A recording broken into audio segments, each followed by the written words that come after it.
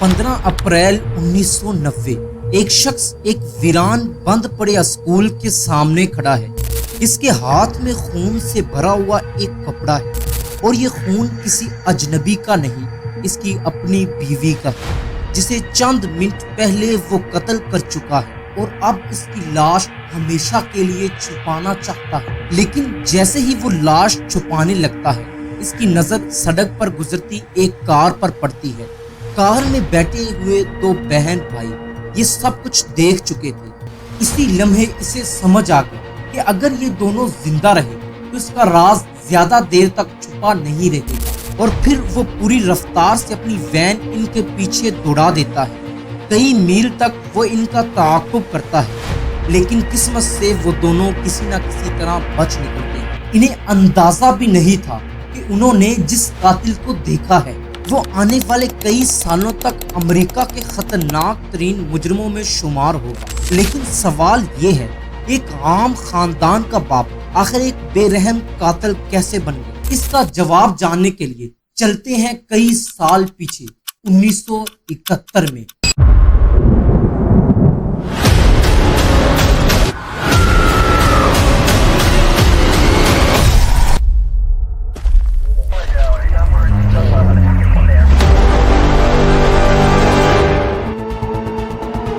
Dennis डीपियो ने मरीलियन से शादी की।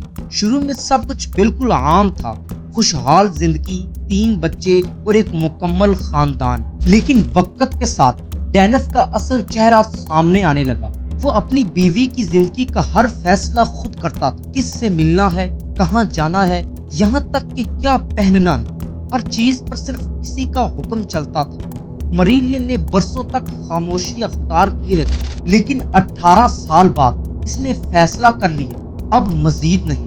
1999 में इसने डेनिस से तलाक ले ली। यही वो लम्हा था जिसने डेनिस के अंदर इंतकाम की आग भड़का दी। वो तलाक कबूल ही नहीं कर पा रहा था। इधर मरीलियन ने अपनी हिफाजत के लिए घर के ताले भी तब्दील करवा दिए। लेकिन 15 अप्रैल 1990 को डेनिस एक बार फिर उसके घर पहुंचा। दोनों के दरमियान शदीद झगड़ा शुरू हुआ, बहस बढ़ती गई और अगले ही लम्हे डेनिस ने मरीलियन को जोर से धक्का दे दिया। वो सीधी बेसमेंट में जा गिरी। डेनिस भी इसके पीछे नीचे उतरा और इसे बेरहमी से तशद्दुद का निशाना बनाने लगा। ये सब कुछ इनके अपने बच्चे अपनी आंखों से देख रहे थे। सबसे बड़ी बेटी ने फौरन पुलिस को फोन किया, लेकिन पुलिस पहुंचने से पहले डेनिस बच्चों से बोला, तुम्हारी माँ जख्मी है, मैं इसे अस्पताल ले जा रहा हूँ।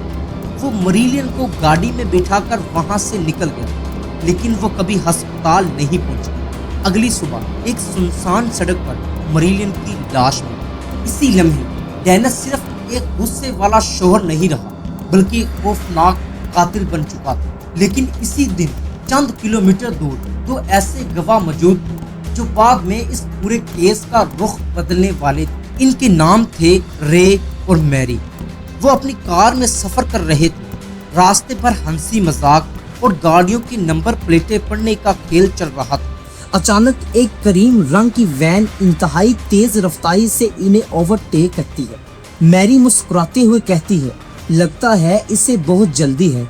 चंद ही मिनट बाद वही वैन एक वीरान बंद पड़े स्कूल के सामने खड़ी नजर आती है।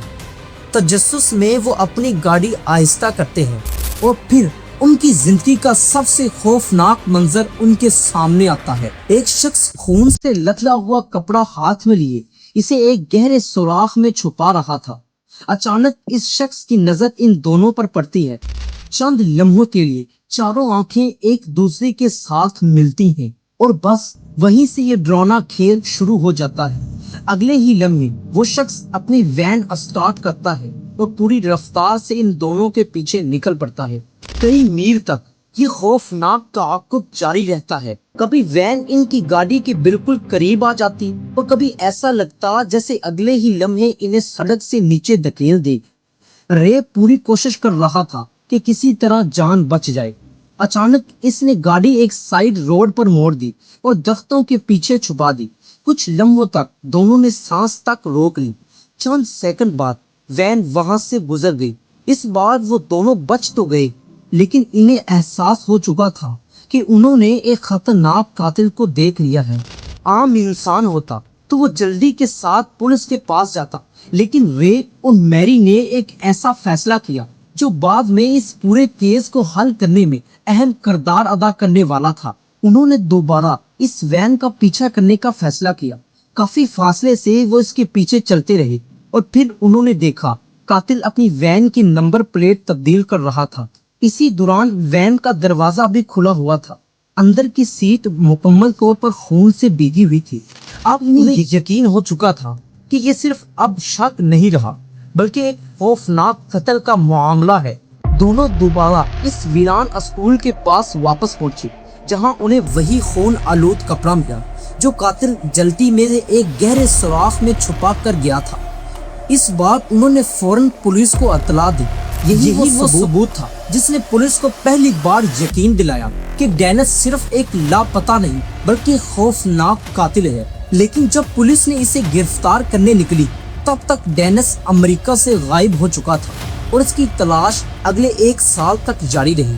اس واقعے کے بعد ڈینس جیسے زمین میں غائب ہو گیا۔ پورا 1 سال پولیس اسے تلاش کرتی رہی، لیکن حیرت کی بات یہ تھی کہ فرار ہونے کے باوجود وہ اپنے خاندان کو مسلسل خطوط بھیج رہا تھا، اور ان خطوط میں وہ اپنی کیے پر کوئی پچھتاوا ظاہر نہیں کرتا بلکہ ہر بار یہی لکھتا کہ جو کچھ بھی ہوا ان سب کی ذمہ دار میریلین خود تھی۔ وقت گزرتا گیا اور ڈینس نے اپنی شناخت بھی بدل لی۔ نیا نام، نئی جگہ اور نئی زندگی۔ ایسا لگ رہا تھا جیسے وہ ہمیشہ کے لیے قانون کی گرفت سے بچ جائے گا، لیکن قسمت کو کوئی اور ہی چیز منظور تھی۔ کئی سال بعد امریکہ کے مشہور پروگرام انسولڈ مسٹریز میں اس کے کیس پر ایک خصوصی ایپیسوڈ نشر کیا گیا۔ پروگرام میں ڈینس کی تصویر دکھائی گئی۔ اتفاق سے یہ پروگرام اس کی نئی گرل فرینڈ کی ایک دوست نے بھی دیکھا۔ اس نے فوراً ڈینس کو پہچان لیا اور بغیر دیر کیے پولیس کو اطلاع کر دی۔ چند ہی گھنٹوں بعد پولیس نے اس کی وین کا سراغ لگا لیا۔ جیسے ہی پولیس نے اسے روکنے کی کوشش کی، ڈینس نے ایک بار پھر فرار ہونے کی کوشش کی۔ شروع ہو گیا تیز رفتار تعاقب۔ کئی میل تک پولیس اور ڈینس کے درمیان دوڑ جاری رہی۔ آخرکار تمام راستے بند کر دیے گئے۔ اب ڈینس کے پاس بچنے کا کوئی راستہ نہیں تھا۔ چند لمحوں بعد اس کی وین کے اندر سے ایک گولی چلنے کی آواز آئی۔ جب پولیس قریب پہنچی تو ڈینس مردہ پڑا تھا۔ اس نے گرفتاری قبول کرنے کی بجائے اپنی جان خود ہی لے لی تھی۔ لیکن اس کیس کا سب سے حیران کن پہلو ابھی باقی تھا۔ 2001 میں ہالی ووڈ کی ہارر فلم جیپرز کریپرز ریلیز ہوئی۔ فلم کے آغاز میں 2 بہن بھائی، ایک سنسان سڑک، ایک مشکوک وین اور ایک شخص جو کسی لاش کو چھپانے کی کوشش کر رہا تھا۔